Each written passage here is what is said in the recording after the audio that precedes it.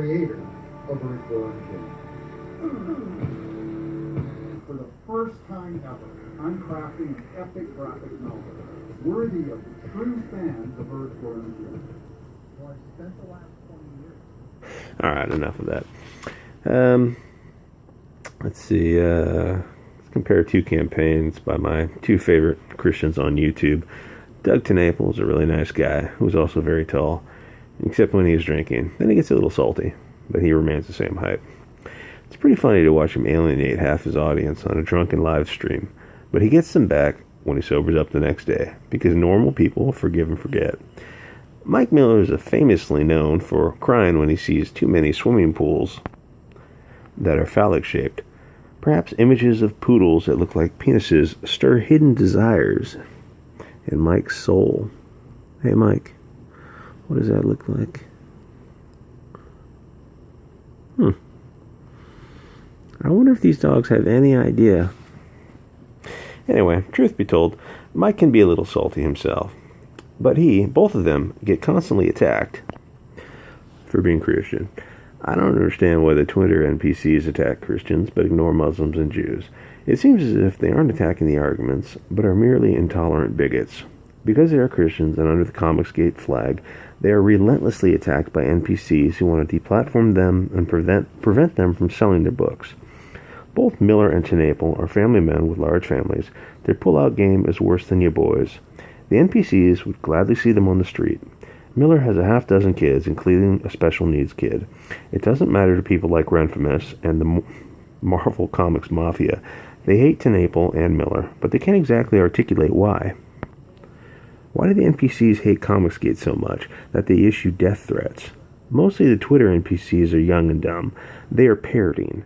It's something NPCs do. They hear a statement, and as long as it comes from an NPC, a higher-level program, who is in authority, they will repeat it blindly without investigating its veracity, even if the claim is outrageous.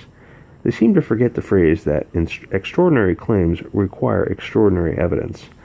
The anti-Comicsgate NPCs' claims are somewhat vague. Comicsgate supports racism, but they bundle a bunch of claims together hoping one will stick. They just want the word racist and Comicsgate to be associated together in a search engine, and with the help of Rich Johnston at Bleeding Cool, they are. Comicsgate isn't racist, Miller's Japanese, Doug is Italian, and everyone else is from all over the world. Watch a Comicsgate live stream. It's like a United Colors of Bennington ad. So the racism charge is pretty silly. So why do they hate Comicsgate with such passion? Because they are told to by the higher-ups at Marvel and DC. Why do mainstream comics hate Comicsgate? Partially, it's a continuation of Trump derangement syndrome. Partially, it's a fear of competition. They hate criticism. They hate... I just love that pie-in-the-face shot. They hate having their bad comics and online hatred being called out. When Diversity in Comics started reviewing bad NPC comics, they lost their minds and threatened him and his family with violence because he called out their crappy comics. But we all know that it's more than comics. It's the culture war. The side of the NPCs is incessant racism and sexism. Women are good, men are bad, Europeans are the bad guys, the rest of the world are the good guys. The SJWs are legitimate, authoritarian fascists, racists, and sexists. They are the Brownshirts of the 1930s. You know what the Brownshirts did? They shut down free speech events. The SJWs at Marvel are trying to sell racism, but it's racism against Western Europeans. So, it's cool, right? If you believe in the principle that racism is wrong, then it's wrong no matter who the victims are. Irish, English, whatever. Miller and Tennapel and the rest of the guys in Comicsgate are good people, ordinary people trying to raise their families. The NPC Marvel Mafia are actually evil people who support violence against independent creators. How things have changed. A few years ago, the liberal left wing would be cheering and supporting these independent creators. Now the liberals are supporting millionaires like Mark Waid and the billion-dollar mainstream comic industry. The liberal left wing lost its principles sometime in the past 20 years. They need to look in the mirror and ask what they stand for. They will claim to bravely stand against racism and the bigots in Comicsgate. Except that Comicsgate is mixed race. The truth is, the anti-Comicsgate crowd has made it a left versus right issue. The anti-Comicsgate crowd is alt-left. Comicsgate is moderate or right of center. They're just normies. But because Comicsgate isn't alt-left, they are de facto the enemy.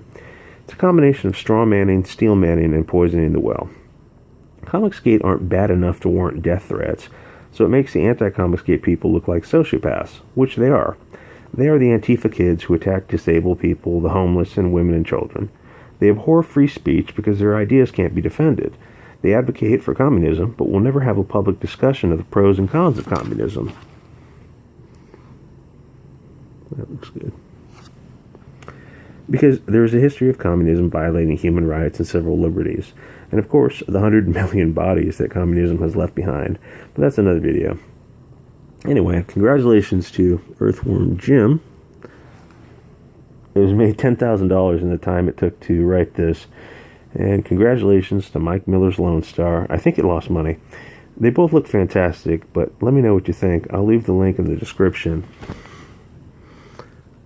This campaign has been up for a few hours, and it's up to $85,000. See what he's got. If you're familiar with his art, I think he uses watercolors, which I've never been a fan of, but somehow he makes it look good. I don't know how he... I didn't think he could get such detail with watercolors, but I don't know how he does it, but he does it. His art looks fantastic.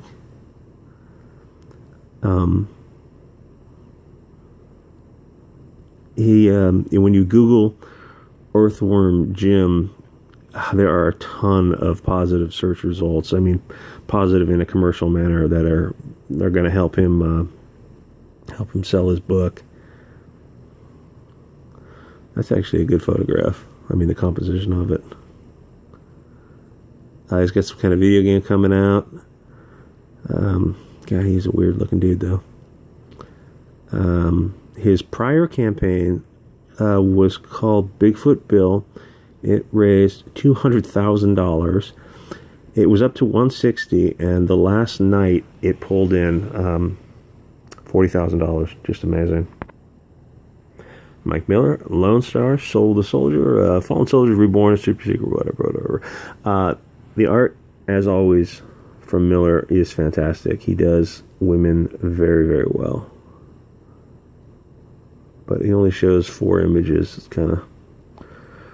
Why not? These are the classic heroic proportions that your boy was talking about when he was looking at the How to Draw the Marvel Way by Stan Lee or whatever it was called. She really can have more than 4 images when the art is this good. Damn, look at that. I don't know who's doing his colors. Let's see who's $69,000. Mike Miller campaign, 3 campaigns. His last campaign was $113,000. So congratulations for that one. And this one is probably going to make even more money. Anyway, let me know what you think.